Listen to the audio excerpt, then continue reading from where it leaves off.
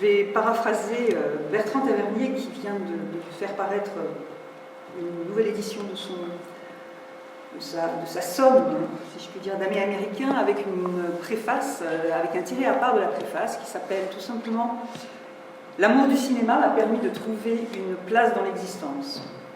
Voilà, et vraiment c'est exactement là où je suis, et c'est aussi là où je suis là devant vous aujourd'hui.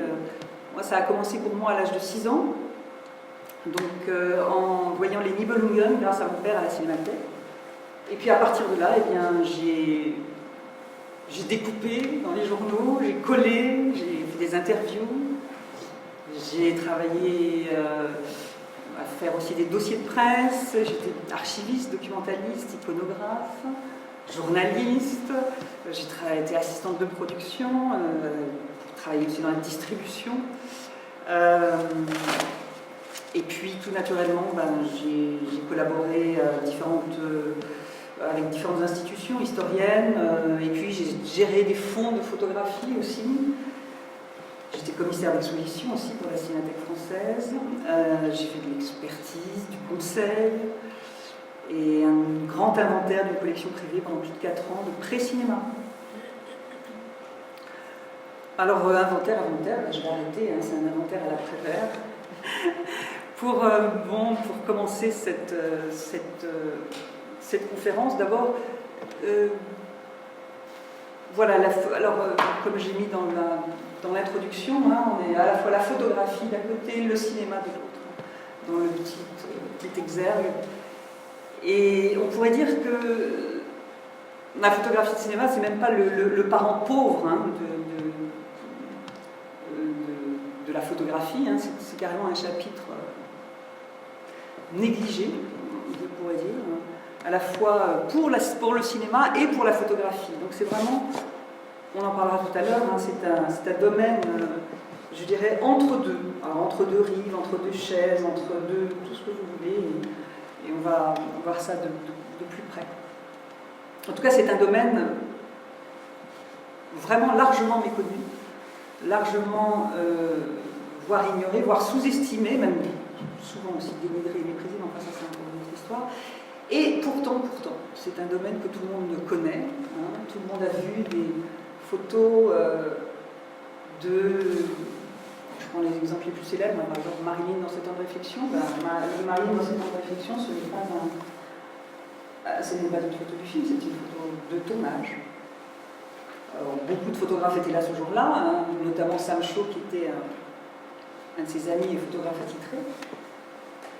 Mais voilà, c'est pour vraiment dire que tout le monde connaît ces photographies, tout le monde a vu ces photographies aux devantures des cinémas.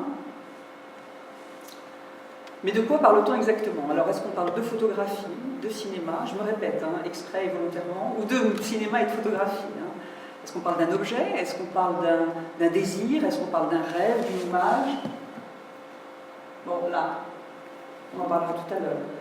Là, on est dans le rêve, l'image, on est dans Siegfried hein, qui va terrasser le grain. Les Nibelungen. Donc, ce que je vous propose ce soir, c'est effectivement un voyage à travers ce monde-là, donc des origines, donc à nos jours, à travers à la fois les techniques, les grands photographes, les grands films, les grands acteurs, les grands réalisateurs, mais surtout, ce que vous allez voir, c'est des choses rares ce soir, et c'est pourquoi j'ai vraiment tenu à vous présenter des choses rares, parce que les choses connues, vous pouvez les trouver, je vous le dirai, pour ceux que ça intéresse, dans de nombreux ouvrages et de nombreux musées. Donc surtout, on va s'attacher aux photographes anonymes, aux photographes moins connus, aux films perdus ou non identifiés. Il faut savoir qu'il y a une masse de photographies, de tournages qui nous montrent, enfin qui subsistent aujourd'hui pour des films évidemment qui ne subsistent plus, en particulier évidemment les films muets, parce qu'il faut savoir qu'il peut y avoir 10% des films muets qui sont venus jusqu'à nous. Alors, bien sûr, les guerres ont beaucoup fait, et puis le recyclage, bien sûr, du celluloïd. Vous allez voir aussi des acteurs oubliés, hein, aussi, et des réalisateurs également oubliés. Donc, je reviens à ce que je disais au départ. Donc pour ce voyage, donc je me suis inspirée donc des deux maîtres cinéphiles, hein, Martin Scorsese, hein, pour son voyage à travers le cinéma américain, et son voyage à travers le cinéma italien, il ne faut pas oublier ça aussi. Et puis bien sûr Bertrand Tavernier, son voyage à travers le cinéma français. Donc on va partir dans des méandres, des pistes, on va trouver des pistes, des clés, des images. On va essayer de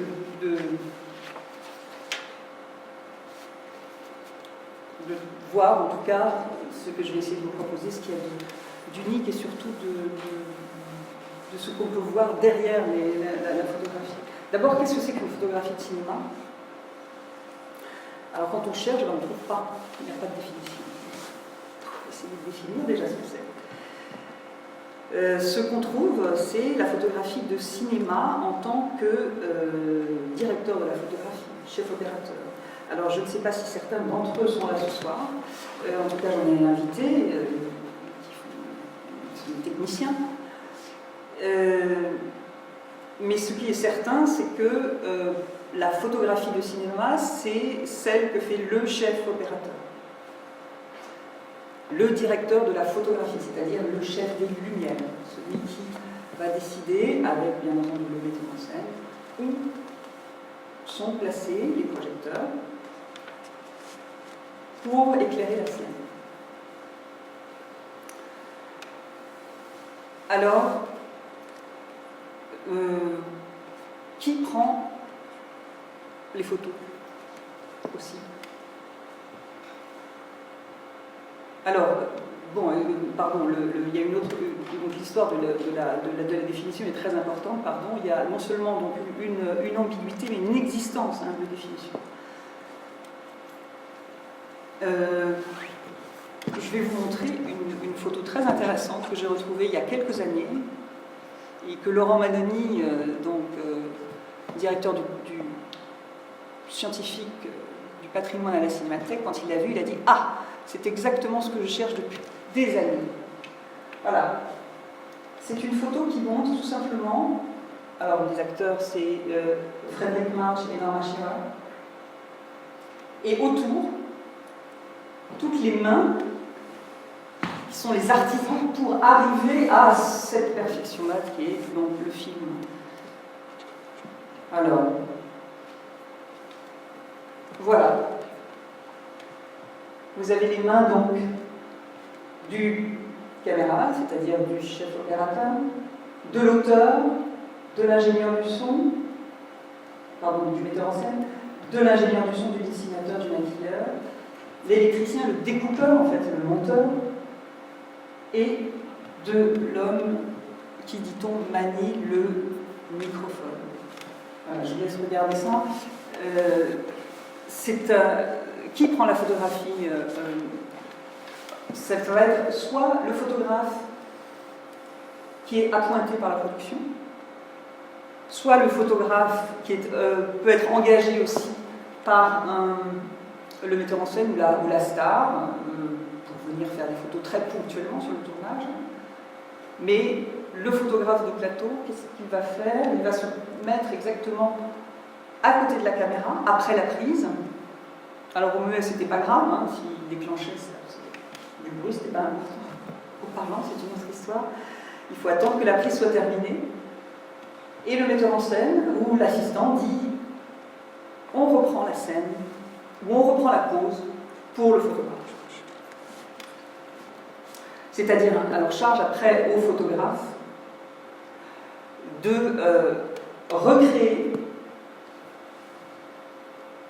l'ambiance, l'atmosphère, les repères au sol pour l'acteur, enfin, pour afin qu'il puisse reprendre et surtout recréer l'émotion de la scène.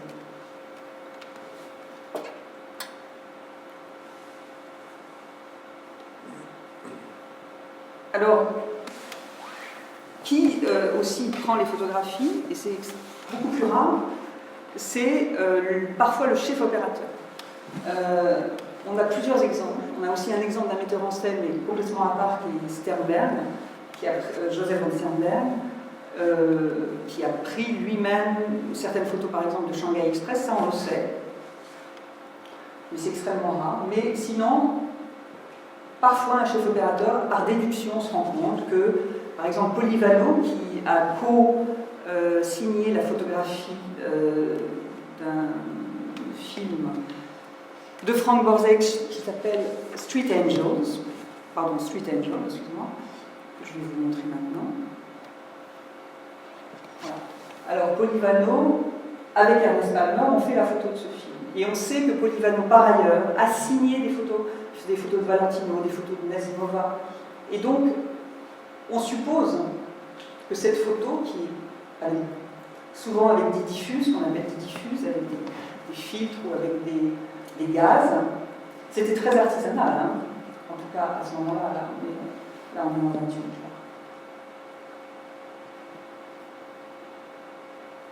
Mais le chef opérateur, rarement, quand il était sur son tournage, nous signait les photos, bien entendu. C'est après, c'est rétrospectivement qu'on se rend compte de ça.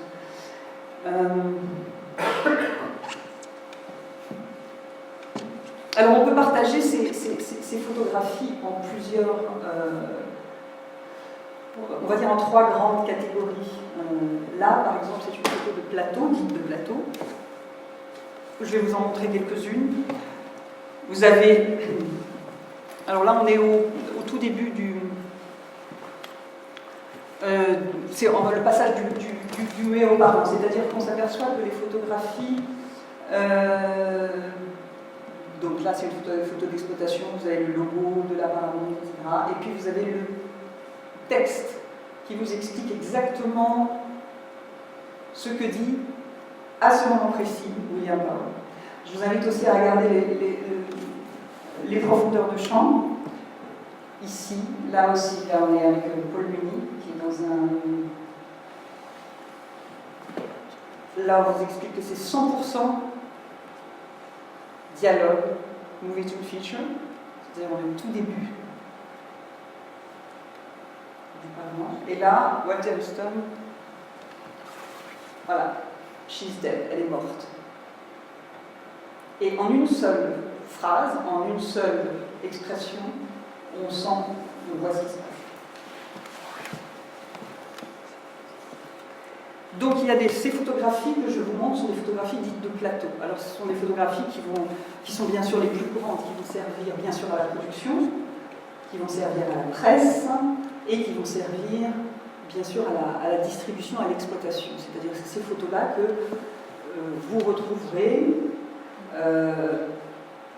à la devanture des cinémas, mais aussi que vous retrouverez dans les journaux, les magazines.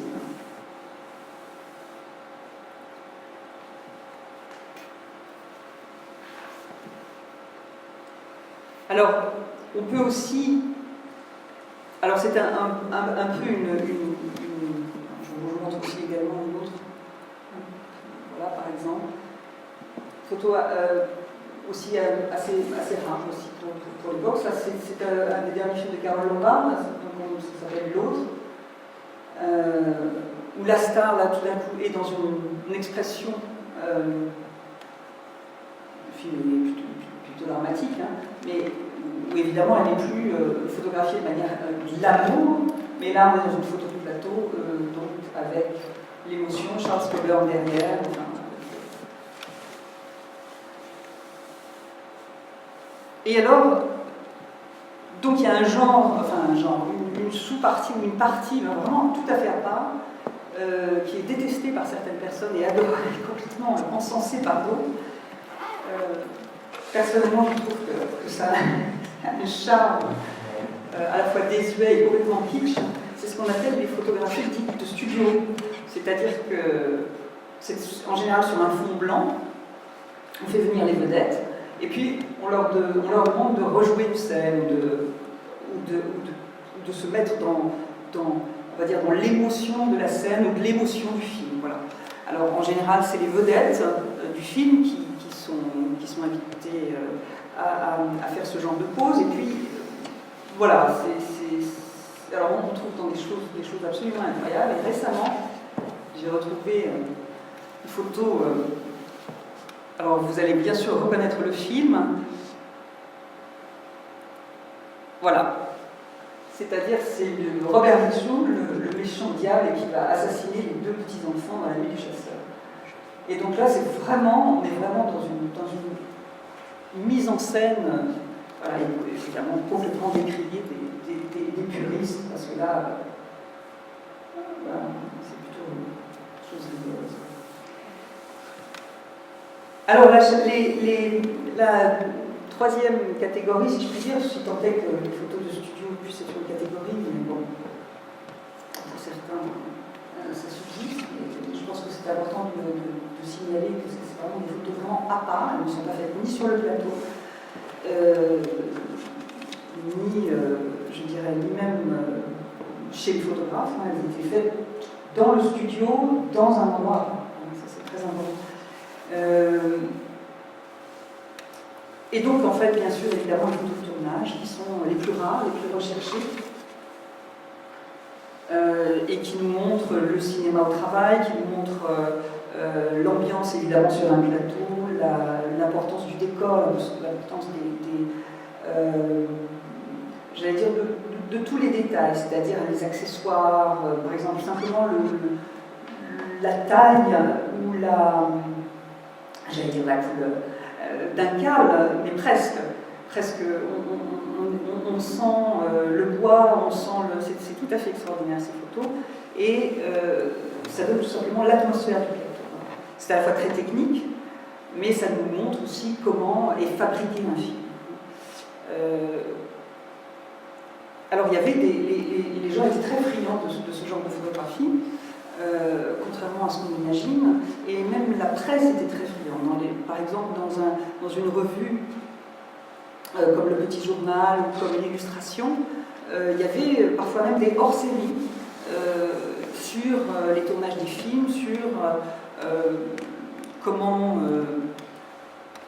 par exemple, je me souviens, j'ai un hors-série d'illustration sur Le Miracle des loups de Raymond Bernard, où il y a des photos de plateau assez extraordinaires, les pauvres figurants se faisant presque dévorés par les loups, enfin dans cette histoire horrible. Mais voilà, les gens, voilà. Et puis dans l'illustration aussi, on trouvait, par exemple, 2 ou 3 pages sur les trucages au cinéma, sur comment tel metteur en scène avait tourné à tel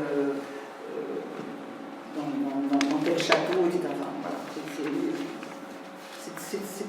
C'était très, très recherché. Donc ces photos de tournage nous donnent beaucoup d'informations, mais ce n'est pas ce que je vais vous montrer aujourd'hui. Je vais vous montrer des choses, je dirais, un petit peu à part. Je vais vous montrer des photos dites techniques. J'ai choisi deux photos. Voilà. Alors là, c'est un exemple pour illustrer les doubles versions, ou triples, ou quadruples, même jusqu'à 10 versions différentes d'un même film. Entre 1930 et 1935, le doublage n'était pas encore au point, et on était obligé de tourner les films en plusieurs langues, et donc en plusieurs versions. C'est-à-dire que les décors se baladaient de Paris, enfin, c'était plutôt à Saint-Maurice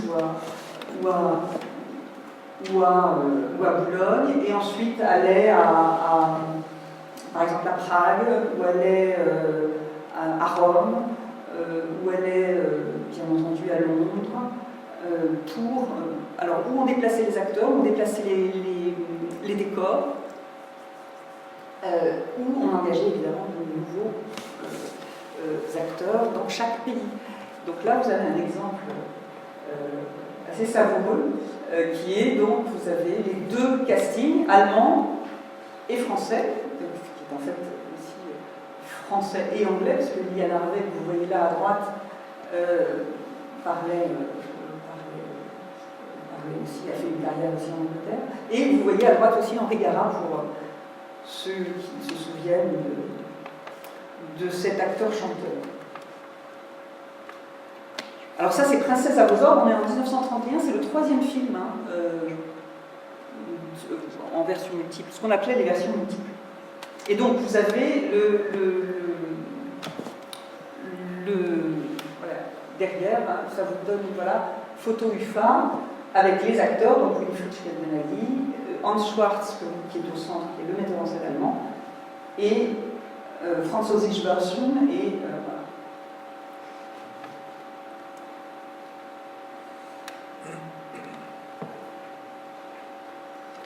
Donc aussi, je voudrais vous montrer également cette photo qui, pour ceux qui connaissent le film, est un film extrêmement important. C'est un film qui a été tourné en 1940 par Frank Borzage. C'est le premier film où on voit un camp de concentration à l'écran. C'est Frank Morgan, que vous voyez là, qui joue un professeur qui est un professeur d'université. Le film commence le 30 janvier 1933. Il a une fille qui est jouée par Margaret Sullavan. Et c'est un film qui n'est jamais sorti en France, et pour cause, qui est sorti en Belgique sous le titre qui s'appelait La tempête qui tue. Et le film ne sortira en France que très tardivement, et c'est grâce à Patrick Bouillon qu'il a passé au cinéma de nuit dans les années 70 que nous avons pu le découvrir. Et il est ressorti en salle dans les années 80. Il n'est jamais sorti en France. Et pourquoi je vous ai mis cette photo? D'abord parce que c'est un film qui me tient beaucoup à cœur, et ensuite parce que on voit la complicité des deux acteurs, à la fois dans le rôle ou les rôles qu'ils jouent, mais aussi la complicité des acteurs. Et je vous ai mis, parce que c'est une mine d'informations, le dos de la photo, qui nous dit, voilà, Margaret Sullavan et Frank Morgan sont avec James Stewart et Robert Englund les protagonistes d'un film anti-nazi qui promet beaucoup. Nous sommes un ciné miroir, nous sommes en mars 40. Voilà.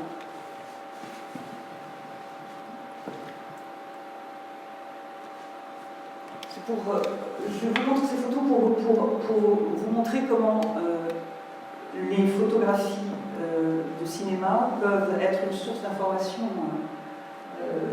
absolument infinie pour les historiens. Et je dis les historiens, pas de cinéma, je parle des historiens, et en particulier de cette période. Vous voyez par exemple là, le titre d'origine c'est I Married a Nazi. Ça a été barré, et on a habillé le film parce que tout simplement le gouvernement Goebbels avait dit que de toute façon les films ensuite étaient boycottés, donc évidemment la MGM, parce que Meyer était bon, enfin bref, ça c'est encore une autre histoire, je ne vais pas parler de ça parce que sinon. Mais voilà, le film s'appelle là The Man I Married.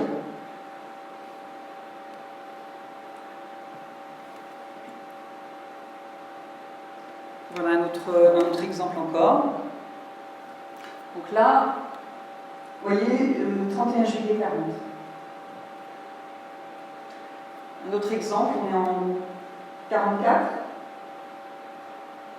The Hitler Gang. Donc, les États-Unis ont fait des films anti-nazis. C'est pas nouveau, c'est pas pour ça que je vous montre ça. Je vous montre parce que ce sont des informations importantes, surtout avec ce qui est tout dos. Donc ces photos sont en location, etc. Et là, prière de ne pas omettre de timbrer les affiches, loi, etc. Vous avez des informations extrêmement importantes sur les lois à la fois cinématographiques, à la fois les lois de chaque pays.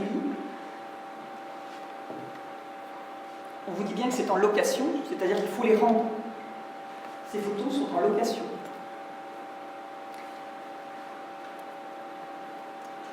Là, on a une autre chose qui va nous donner des informations. Par exemple, le film exporte du 122 Champs-Élysées.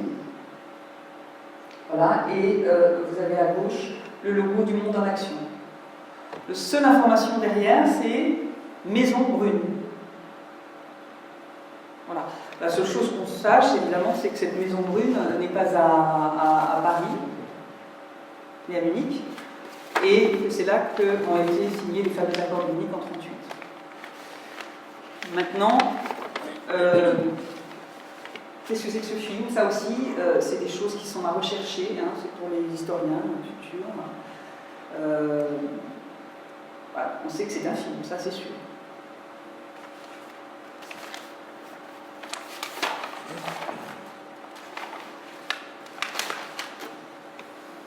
Et enfin, par exemple, La Ville dorée, le film de Veillarland, on sait qu'il était présenté au Normandie à partir du 19 mars 1943. Donc ça aussi c'est pareil, ça nous donne des informations très précises.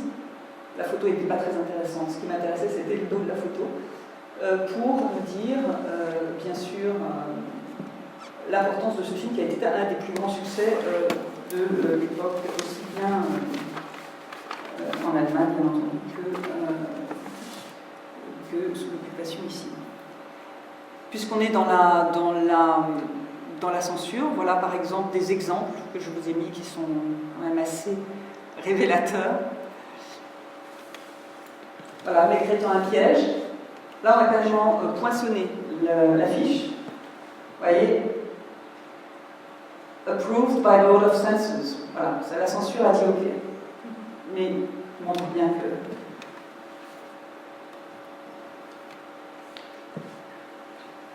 Vous avez la docteur Folamour, et au dos, Lausanne, direction de la police.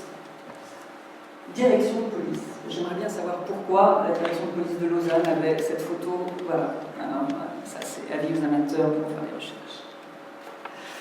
Puisqu'on est dans la censure, je voulais dire aussi qu'il y avait aussi une façon aussi de montrer, une autre façon de montrer ce qui pouvait, on va dire, participer de la censure. Ça, je vais être assez bref là-dessus, mais ça va être une façon pour moi de parler des photogrammes. Les photogrammes étant une photo, en fait, une photo tirée du négatif du film, une photo arrêtée du négatif du film. Ce sont des photos qui sont évidemment pratiquement toujours floues. Je parle d'autrefois, hein. Aujourd'hui, maintenant, avec les ordinateurs, on fait tout autre chose. Mais bon, on reconnaît quand même une photo de plateau, une photo d'un photogramme. Hein. De toute façon, quoi qu'on dise, on le reconnaît toujours. Je voulais vous parler mais je ne retrouve pas, Raymond Borde, qui était à la Cinémathèque de Toulouse, avait... Dans les années 70, simplement pour vous le signaler, parce que c'était très...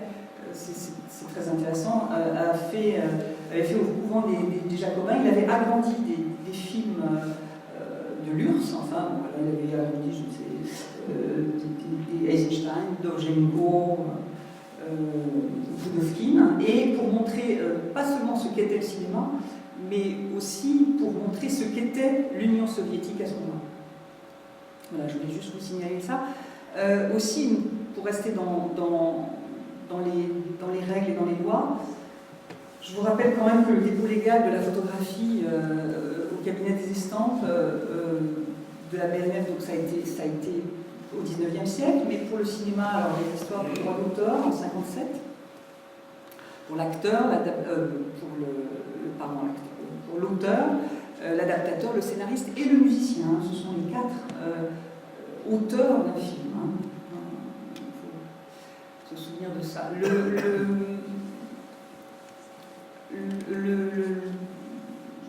La date, c'est en 1969, le dépôt pour le CNC, aux archives du film. Et ce n'est qu'en 1977 qu'il y a eu un dépôt légal, 1977, qu'il y a un dépôt légal à la BNF. Donc à la Phonothèque, avec une délégation au CNC, en fait c'est assez compliqué, et dans un premier temps, puis maintenant c'est complètement acquis.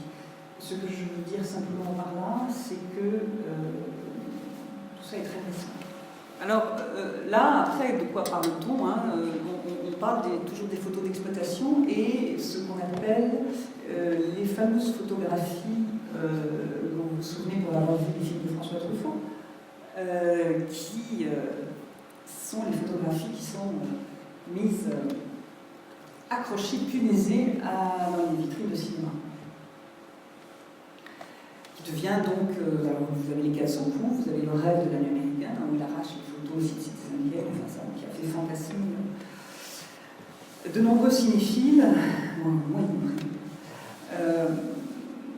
Qu'est-ce que c'est cette photo? À ce moment-là, elle devient carrément un objet qu'on s'approprie. Alors, elle est d'abord, bien sûr, objet de tentation. Hein. Tout d'un coup, voilà. Comment acquérir le précieux? C'est une partie du film. Hein. On en reparlera tout à l'heure. Comment cette idée d'être à la fois complète. Une photo étant complète, mais en même temps une partie d'eux. Hein. Voilà, donc à travers une vitre, à travers une grille, en plus punaisée, comment on va enlever les punaises? Je vous laisse imaginer. Et donc, tout d'un coup, alors voilà, le cinéma n'est plus un objet inaccessible. Le cinéma devient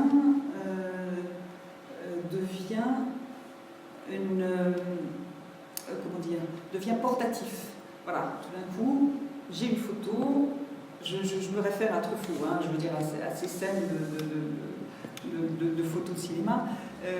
C'est tout d'un coup le trésor, l'appropriation, appropriation exclusive, hein, bien entendu.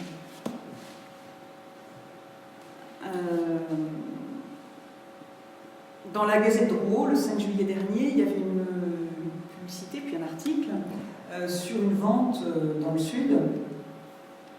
Je ne me souviens plus exactement à quelle ministre, pardon, j'ai oublié, sur et pour Brigitte Bardot. Et le chapeau de cet article de la Gazette disait des photographies de vitrines de cinéma. Alors voilà, c'est pour dire que tout ça, il y a encore beaucoup à raconter et à dire. Oui, ça devient bien sûr presque un fétichisme. Hein, là, on est dans un... Alors je vous ai montré là, je vais vous montrer plusieurs photos d'exploitation en couleur, en partant de la première photo couleur, c'est-à-dire premier film couleur. Là, on est donc en 35, premier Technicolor trichrome. Mais la photographie est... Voilà, c'est le même film, hein, vous avez Henri Fonda. Et avant, c'était Henri Fonda signé à Sydney. C'est un film d'Henry Hathaway, c'est un très beau film, un film très rare. Mais on a les photos aussi qui restent, qui sont alors, pour le coup colorisées. Donc ça, c'est les années 30. Je vous montre comment on colorisait ensuite, dans les années 40.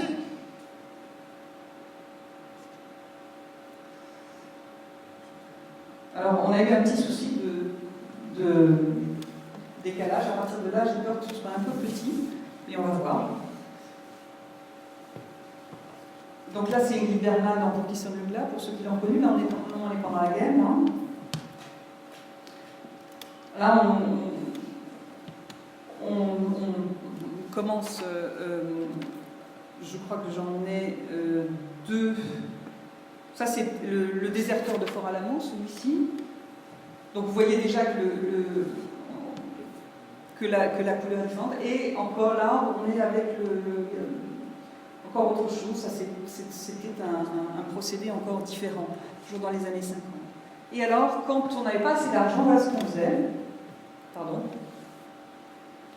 Ça, c'est un très très beau film de Clarence Brown en 1946, qui s'appelle Jody et le Fan, qui est en Technicolor. Mais les photos ne sont pas en Technicolor. Donc on a un timbre, l'exploitant a un timbre qu'on lui donne avec la photo pour qu'il colle le timbre sur la photo, pour que les gens savent bien, et c'est un très gros écrit, que c'est du Technicolor. Toujours dans les années 40, il y avait quelque chose qui était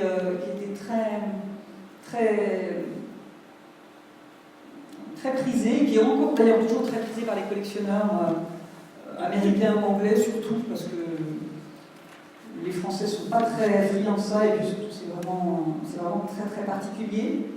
Là, c'est une couverture qui contient 8 photographies, donc en sérigraphie, et qui nous donne les informations que vous voyez là, c'est-à-dire que c'est un film Fox, que c'est un film donc, avec ses acteurs,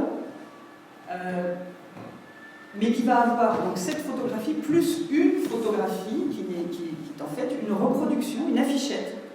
Et donc avec ces 8 photos, on considère que ça montre aux spectateurs, aux futurs spectateurs en tout cas, que ça va lui donner envie d'aller voir le film, puisque c'est bien le but des photos d'exploitation.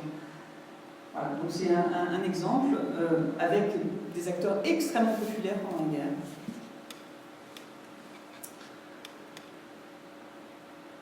Alors là, c'est une curiosité. Si vous êtes prêts, attention. Voilà, ça c'est une erreur en fait de la distribution française, puisqu'on est dans une photo d'exploitation française. Le film s'appelle Les pilotes de la mort, c'est Legend of the Condemned de William Wellman, on est en 28. Mais ils ont inversé les caches, ils se sont trompés.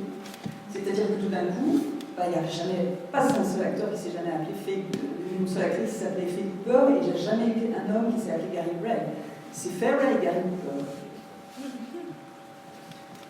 Alors ça c'est rarissime de trouver des fautes comme ça, hein. Il faut dire que voilà, moi j'ai trouvé ça, j'étais vraiment très très contente. Enfin très contente, et en même temps ma première réaction ça a été ah tiens, des acteurs que je connais pas. Il y a une fraction de seconde, voilà, c'est une curiosité.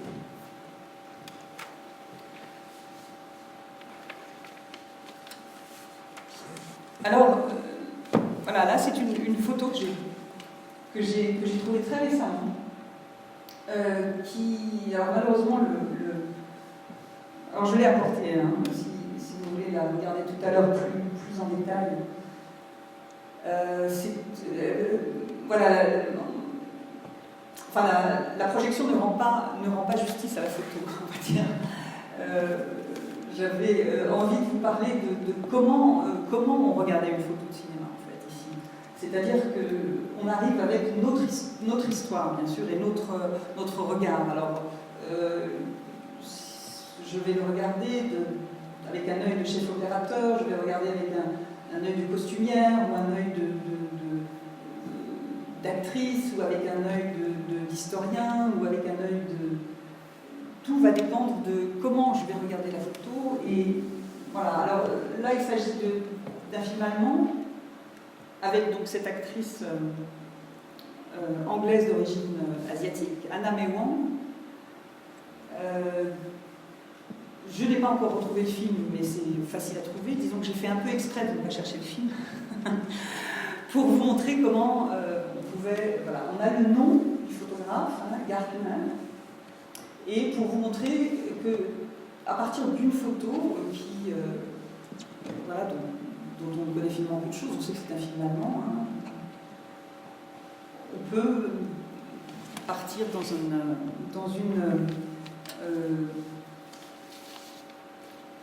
comment dirais-je,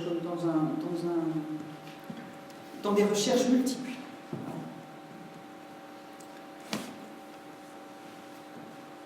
Alors en anglais, une photographie de cinéma, en tout cas des photographies que je suis en train de vous montrer, hein, c'est des photographies, on les appelle les still photography, c'est-à-dire still, et en abrégé on dit des stills.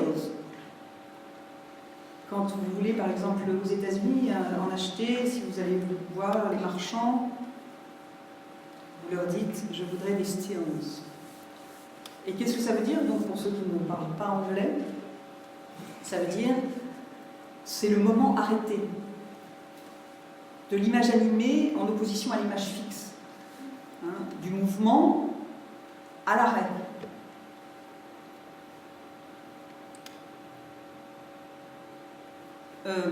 J'ai assisté il y a très peu de temps, le mois dernier, à la Cinémathèque, à une conférence extraordinaire sur un météorologue japonais qui s'appelle M. Abe, A-B-E, qui ne prenait que des photos de nuages au-dessus du mont Fuji, dans les années 20 et 30. Et il prenait ces photos, et il essayait de recréer en laboratoire ce qu'il avait photographié ou filmé. Enfin, c'est une histoire incroyable. Ce que je veux dire, c'est que je vous donne cet exemple juste pour que vous sachiez qu'il y a des choses qui existent, qui sont absolument, dont qu'on n'imagine même pas, où tout d'un coup, il fait la décomposition du mouvement. C'est-à-dire que vraisemblablement, il ne connaissait pas, par exemple, les études d'Étienne Jules Marais, mais vraisemblablement, ce qu'il faisait dans les années 20, c'était de la décomposition du mouvement. Étienne Jules Marais qui décomposait le mouvement, donc à partir de 1890, 91, 92. On considère que les photographies, vous savez, les photographies des chevaux à la station météorologique, les photographies des chevaux et des hommes en train de marcher sont considérées, enfin ce qu'on appelle la chronophotographie, sont considérées comme effectivement les débuts donc des prises de vue, puisque l'assemblage de ces photos nous donne aujourd'hui donc des films, même très courts. Voilà. Donc voilà, je vais juste vous signaler cet incroyable exemple de ce monsieur Abbé.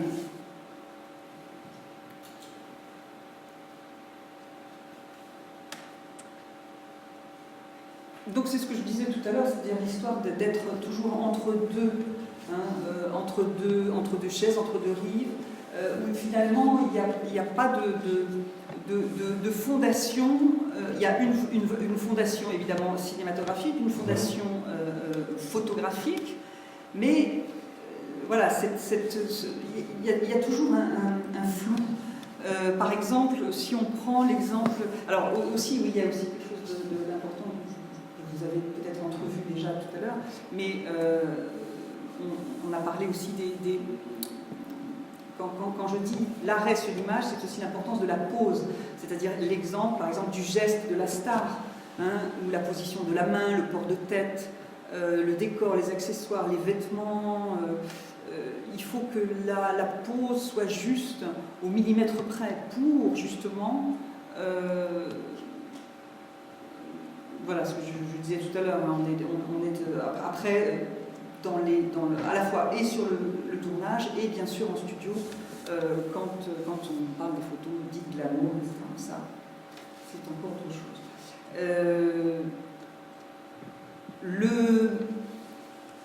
Voilà, donc, et c'est là où on est dans un exemple, par exemple, de photographe qui va demander à la star, le photographe Pygmalion ou le photographe Démiurge ou le photographe qui, comme cette photographe qui a été chef du département MGM, donc entre 1925 et 1931, qui s'appelait Ruth Harriet Lewis, qui était une femme et qui s'identifiait. Alors est-ce que c'est l'une avec l'autre ou l'autre avec l'une, on ne sait pas, mais en tout cas qui était une sorte de double incroyable de Joan Crawford.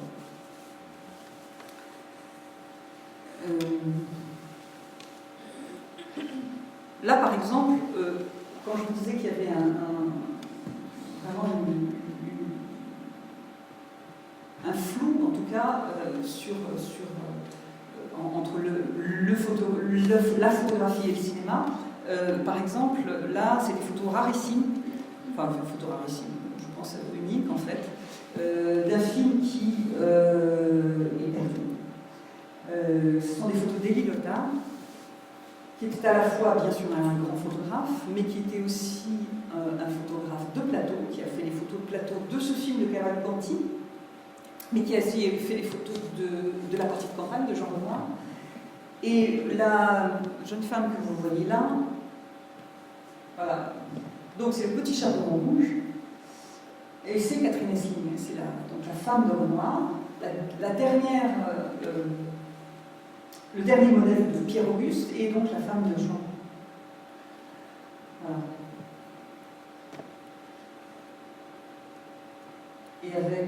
cette photo magnifique. Et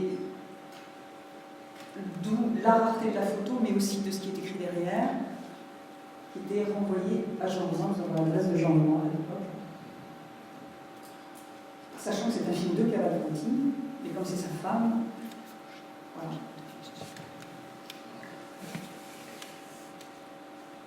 Alors, je n'ai pas du tout parlé, évidemment, ça c'est un pan entier que vous trouverez bien sûr dans les monographies, que vous trouverez dans beaucoup d'archives. C'est les grands photographes, enfin les photographes, disons, de référence. Alors, on en a cité, j'ai cité Rosa Louise, mais après elle, donc, il y aura Clarence Sucre-Boule, il y aura Georges Rel aux États-Unis, je parle de l'LNG en particulier. Mais en France, on peut citer bien sûr, alors ils s'appelaient les 3 R entre eux d'ailleurs, Roger Corbeau, Roger Forster et Roger Kahn.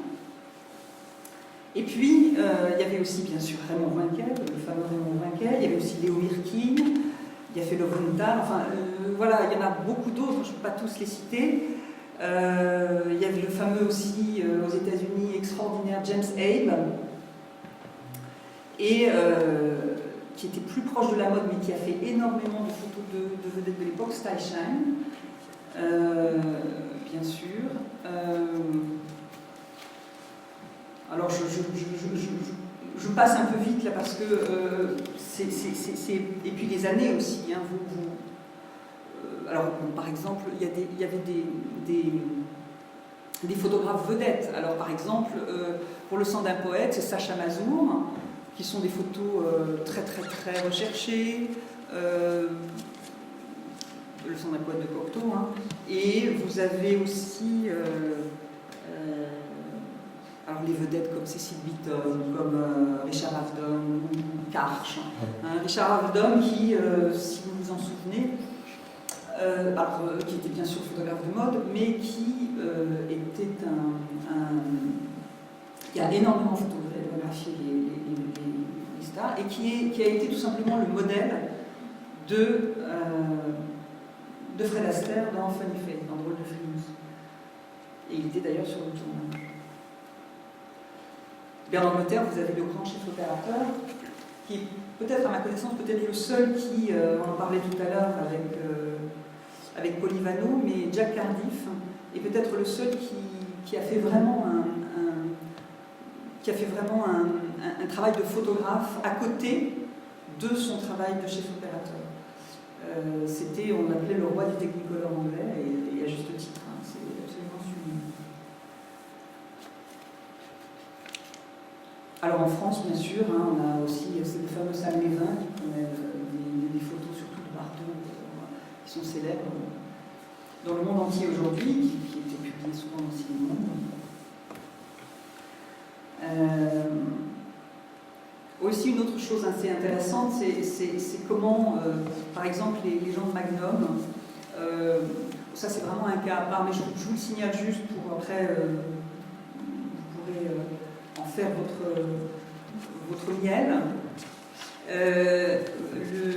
Par exemple, tous les gens de Magnum, quand je dis tous les gens, c'est pratiquement, effectivement, tous les gens de Magnum, même Cartier-Bresson, enfin tout, vraiment.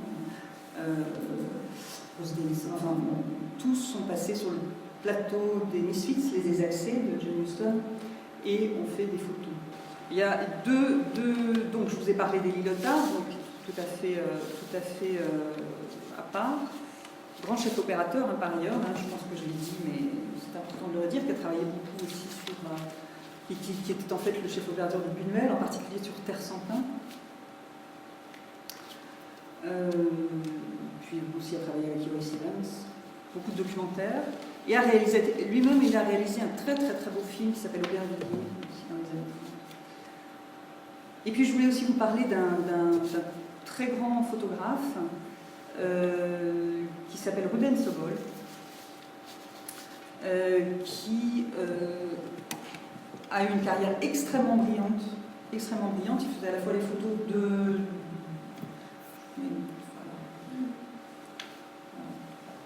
Alors là c'est Raquel Peller dans Carmen. Il faisait des photos, pas seulement de cinéma, hein, aussi au théâtre, au musical, enfin, une personnalité, très grand photographe qui avait cette signature absolument inéditable et magnifique. Il est né en Russie en 1889, mais il a été arrêté le 17 mars 1944, interné à Drancy et déporté à Auschwitz par le convoi 70 le 27 mars. Et il meurt officiellement le 1er avril. Et il avait 55 ans. Voilà. Et ses œuvres sont, grâce à un de ses proches ici présents, sont conservées à la BNF. Voilà.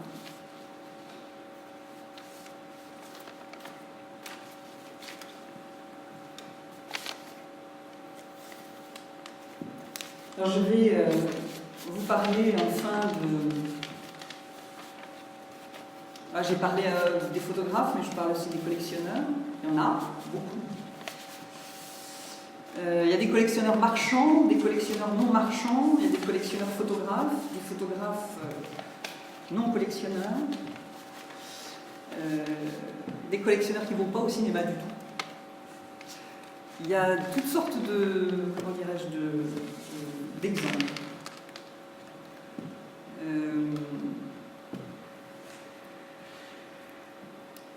Il y a des ventes qui se font aussi régulièrement, aussi bien ici à Drogo, mais aussi des ventes en ligne, des ventes à Argenteuil, de photographies de cinéma de manière régulière, mais encore une fois, il faut bien regarder et être au courant parce que tout ça passe très vite.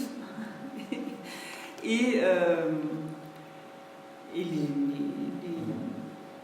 les gens qui voudraient parfois en acheter, alors parfois il y a des surprises, des choses qui sont très convoitées et qui ne sont pas achetées, et d'autres, évidemment, c'est l'inverse. Enfin, bon, c'est encore une autre histoire. Voilà, donc les photos sont toujours prétextes, des textes théoriques, esthétiques. Il faut se souvenir aussi, il y avait un hors-série des cahiers du cinéma tout à fait extraordinaire. Il y a des choses très importantes aussi, des photos retouchées. Les photos ont toujours été retouchées. C'est pas du tout Photoshop, Photoshop n'a rien fait du tout, c'est beaucoup plus ancien que ça, et ça a toujours été le cas.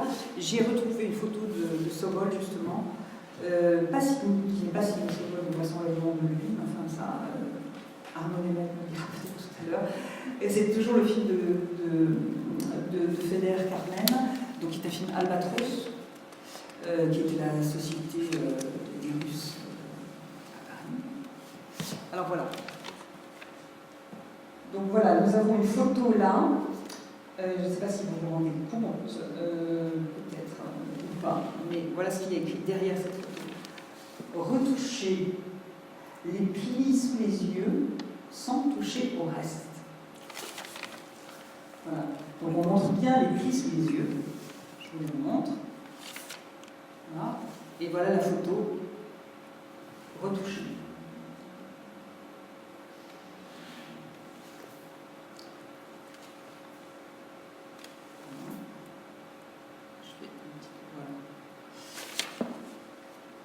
Alors là, on a également un exemple de photo retouchée, donc là on est dans les contrebandes de Moonfleet. Elle est retouchée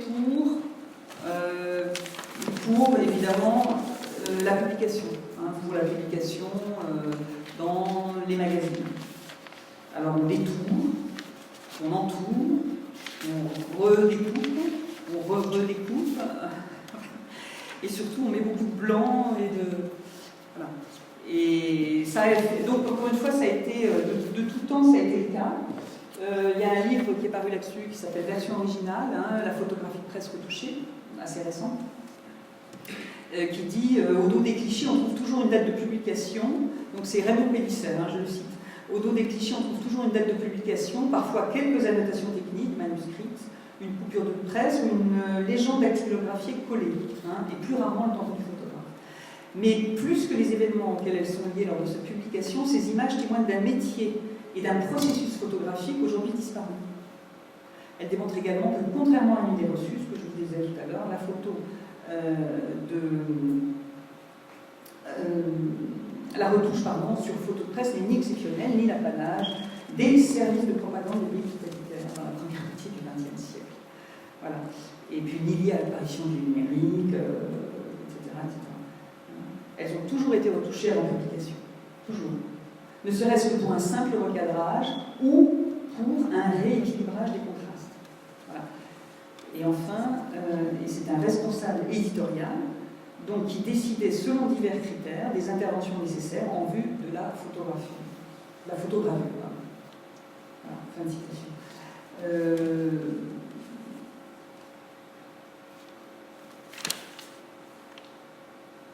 Alors, là se pose évidemment aussi la question du tirage. Le tirage vrai, le tirage faux.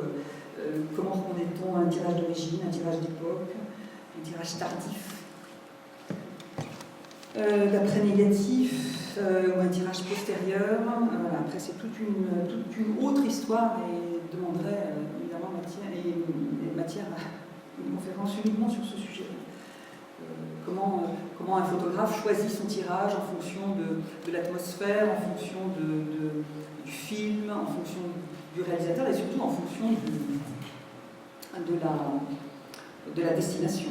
Il est clair que si c'est un tirage personnel ou un tirage privé pour la star, par exemple, le tirage sera évidemment de toute beauté. Ici, c'est ce qu'on appelle un envoi signé, un envoi pour une dédicace, quelle qu'elle soit. C'était toujours des tirages, souvent des tirages de très haute qualité.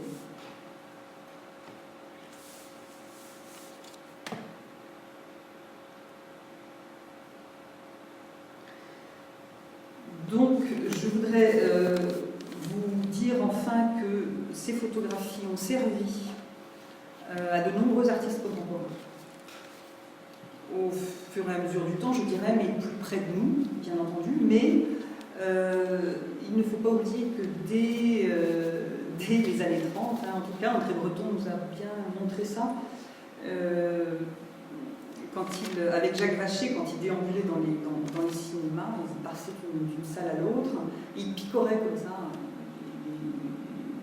les films qu'il voyait, sans se souvenir ni du nom des acteurs, ni du nom des metteurs en scène, même pas forcément le titre du film non plus.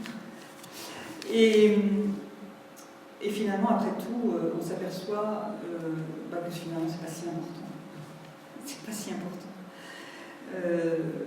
Ils se sont réappropriés, ils en ont refait, ils ont fait leur propre. Ils se sont réappropriés ces bouts de film et ils en ont fait eux-mêmes ils ont recréé leur propre montage. Ils se sont fait je dirais, un collage intérieur, ce que d'autres aussi ont pu faire avec les collages. Voilà, on résiste à la linéarité, au narratif, et puis on se rebelle tout simplement contre ce qu'il faut connaître.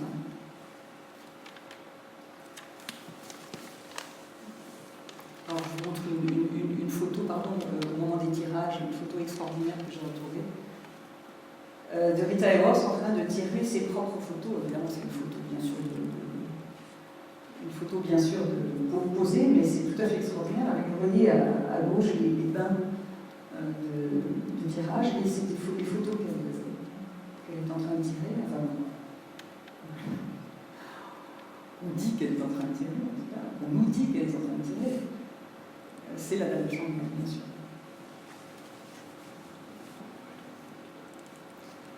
Alors, je vous montre brièvement, c'est un peu des private jokes. Là, ce que je vais vous montrer, c'est des photos dans les films. Vous voyez, voilà, Kay Francis qui tient une photo à grand jeu, une de ses photos. Voilà, c'est Jane Mansfield qui tapisse le mur de Oh for a Man.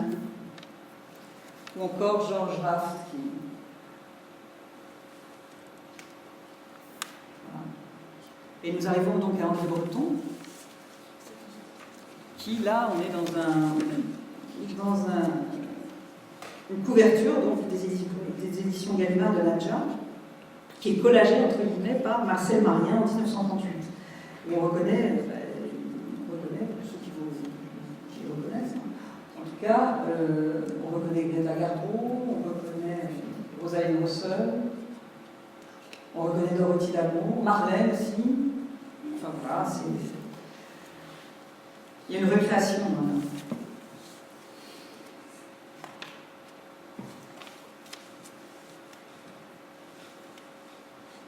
Donc brièvement, hein, il y a aussi des collages de Anna Hoche, qui était proche du mouvement dadaïste, qui a fait des très belles des collages assez subversifs dans les années 20, très très belles, qui a utilisé ce rôle d'ailleurs.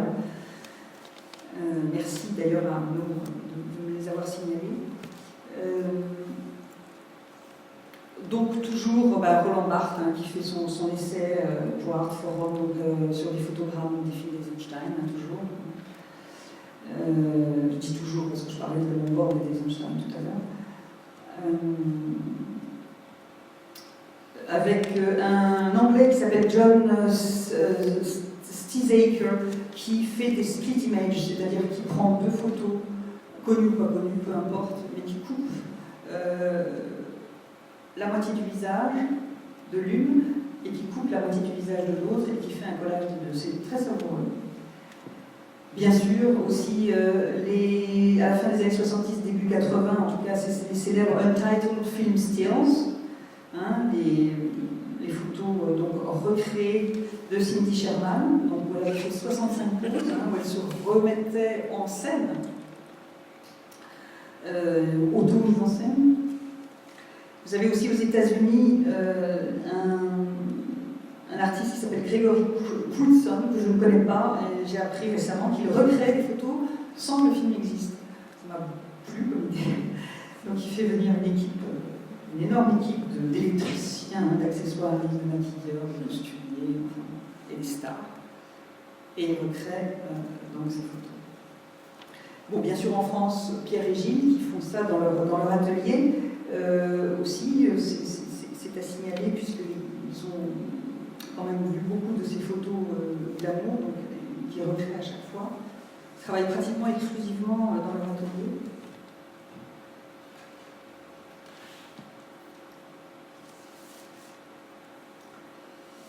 Et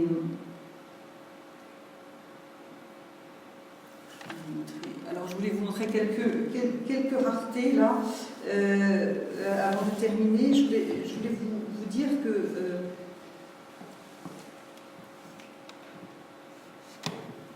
ça c'est aussi une photo que j'ai retrouvée très récemment, qui vous montre bien alors c'est assez peu lisible, hein, ça c'est une photo d'un serial de 1912 qui s'appelle enfin avec et on va le voir juste après, c'était en fait une photo qui appartenait à Joe Herman. Joe Herman était le premier héros de western. C'était les westerns des années 10 et 20 qui étaient tournés non pas aux États-Unis mais en Camargue. Donc c'est Arizona Bill. Arizona Bill, c'était comme aujourd'hui, je ne sais pas. C'est rien. C'était les séries de l'époque, on va dire.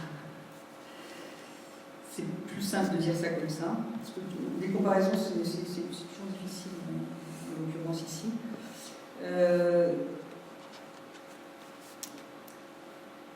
Donc ce qui est très intéressant, c'est qu'il y a une petite note qui est accrochée sur la photo. Là, je vais enlever pour que vous voyez la photo, mais voilà comment j'ai retrouvé la photo.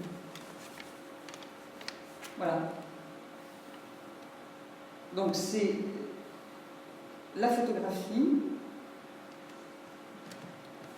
voilà, qui vous explique.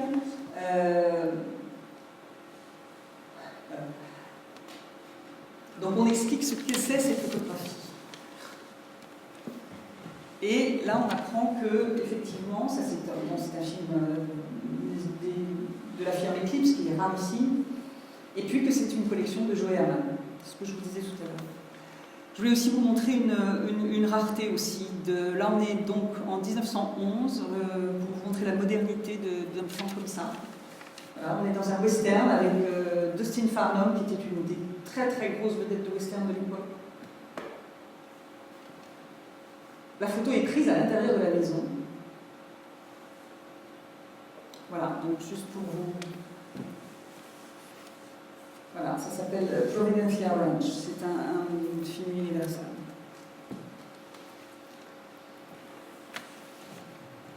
Alors, il faut vous montrer des tirages à lumière extraordinaires. Enfin, Conrad Veidt, dans Le cabinet des figures de cire,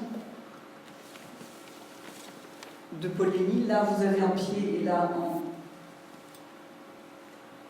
plus gros plan. Et dans le même film, qui était à l'époque, il n'était encore qu'acteur, vous avez vu peut-être dans Le Faust de Murnau aussi, qui est le futur metteur en scène William Wyler. Donc avec les décors expressionnistes caractéristiques, en particulier avec la langue.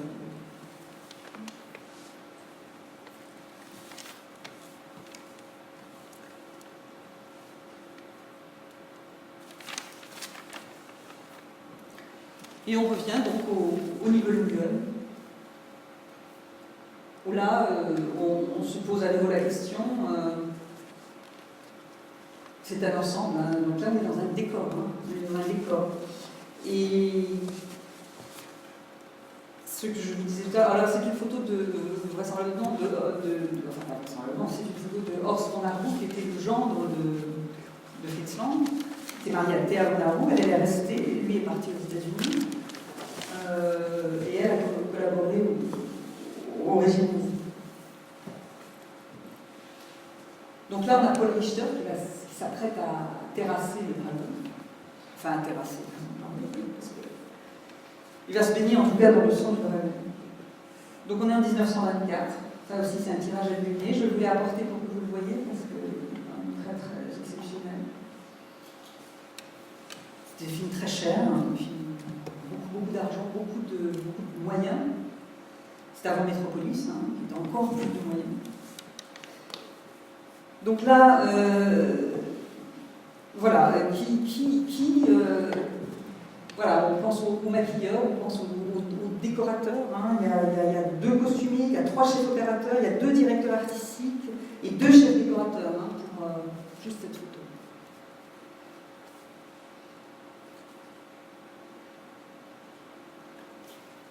Voilà, alors j'ai envie je vous termine par plusieurs citations. Une citation que j'aime beaucoup de Julien Green, qui dit que quand il allait au cinéma à Paris, à Londres ou à Berlin ou à Anvers, il aimait le cinéma. Il dit « J'aimais le cinéma parce qu'il n'était pas raisonnable ».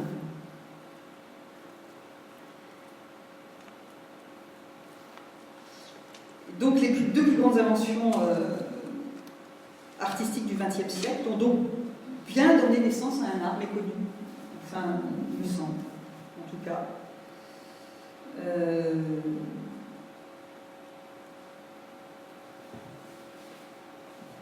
C'est à la fois populaire et confidentiel, ça c'est une évidence. Est-ce qu'il faut encore du temps sans doute pour s'épanouir et puis comment dirais-je, voilà, être complètement intégré, et on est vraiment au balbutiement, je dirais, vraiment on est au balbutiement de cette photographie de cinéma. J'espère en tout cas avoir montré la richesse de ce domaine. Là, je vous montre une dernière qui est l'arrière de ce Nibelungen. Ça montre la première partie du Nibelungen avec le sigle d'éclat bioscope aussi en tampon sec, si on voit aussi. Et je voudrais terminer par une photo un peu sombre. C'est un tirage postérieur, en tout cas du vivant toujours de Roger Corbeau. Qui est une photo des sorcières de Salem, que vous avez peut-être vu, qui est repassée très récemment à la télévision. Et le personnage qui est debout, c'est Gabrielle de Pierre, qui, grâce à qui Donc toutes ces photos existent et grâce à Roger Poirot. Donc voilà, je voulais leur rendre hommage et leur dire que si vous avez pu voir toutes ces photos, c'est aussi grâce à eux. Voilà, je vous remercie beaucoup.